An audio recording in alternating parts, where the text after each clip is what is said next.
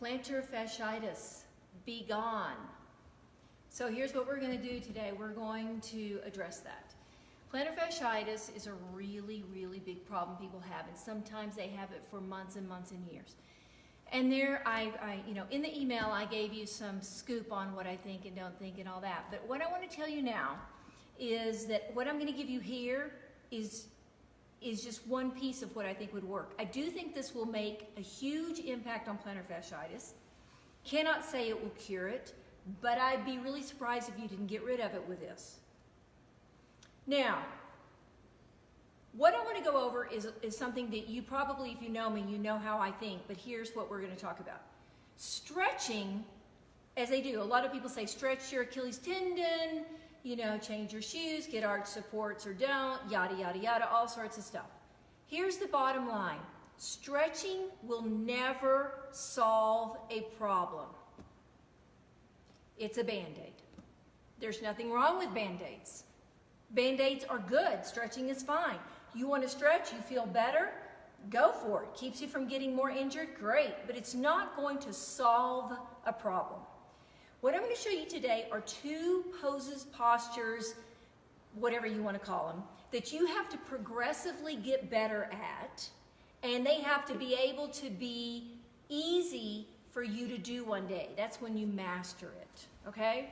So this is a progression to learn how to move better into these two postures. Now, when you're in these postures, you're going to say, oh, what is she talking about? This is a stretch.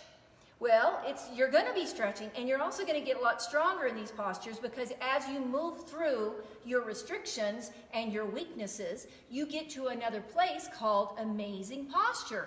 And amazing postures have all those things: strength, flexibility, balance. I mean, when you watch a wide receiver jump up in the air, that's because they have the ability to move well, okay? It's more that than what they did in the weight room.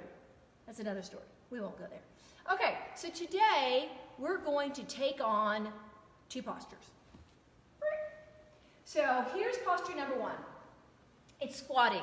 You've seen my squatting videos. You know I'm all about squatting, but it's the quality of the squat and how you squat and get used to squatting correctly that you will move things around. Your ankles will get more flexible because, as I said in the email, dorsiflexion, lack of dorsiflexion in the ankle is part of the problem of plantar fasciitis. Dorsiflexion is when your foot comes up. Plantar flexion is when your foot goes down. Dorsi, plantar. Okay. So you don't have good dorsiflexion, so you do calf stretches. Stretches are Band-Aids. They're nice, but they don't solve the problem. So here we go. I'm going to put my finger on the low back arch of my spine because I don't want to lose that, okay?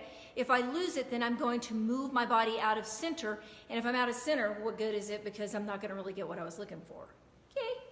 So I'm going to go in, bending over, keeping my arch, and then depending on your flexibility or lack of, you stack up pillows so that you can maintain that arch. So for you, maybe you're tight, so you can't keep an arch unless you're here, and then you bring your feet back and you'll go, my God, that's such a big stretch to my knees, to my ankles, and man, my back, keeping it straight makes it really tired. Your back is getting strong, your hips are getting more flexible, your ankles are gaining range of motion, and that's all good. Now, for me, it's kind of high. So when I'm here, I'm just going to put this up so you can see, I still have an arch.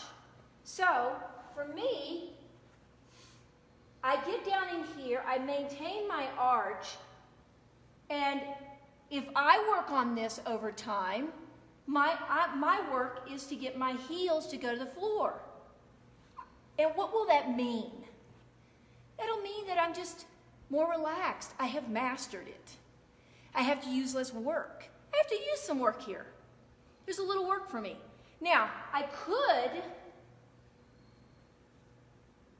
put my heels down and see what happens to my pelvis. It goes underneath me, okay? So I end up moving my center of gravity up here.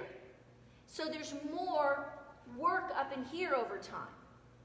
Now, if you look at these people in in agrarian societies that are really working and living off the land, they bend up here, but not in a compromised way.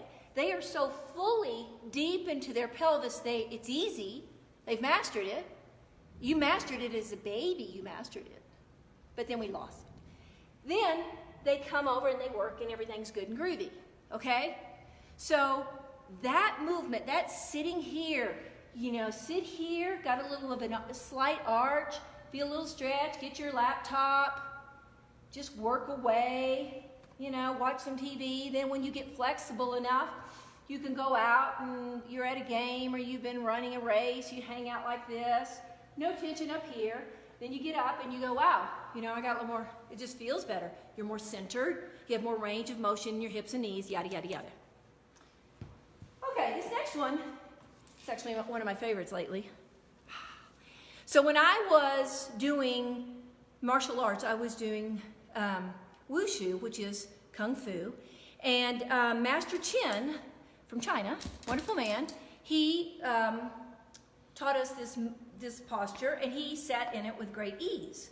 And as I started doing it, I thought, wow, you know, this is a very great position the human body can be in. It's centering, and it allows the body to relax, but it brings you power in your hips and knees. So here it is. So I go to boxing class, and while everybody's doing their stretching, I kind of go into my own thing. Shocking that I would do my own thing. But I try not to stand out like a sore thumb. Okay. So I'm going to go down, and I'm going to put my foot out. And it's going to be turned like that. Okay? And then I'm going to try to center myself.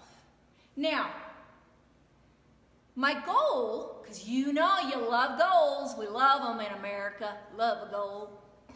Got to have a goal. So anyway, my goal to master this so there'll be ease is to, over time, to get my heel down to where I'm really resting on my foot.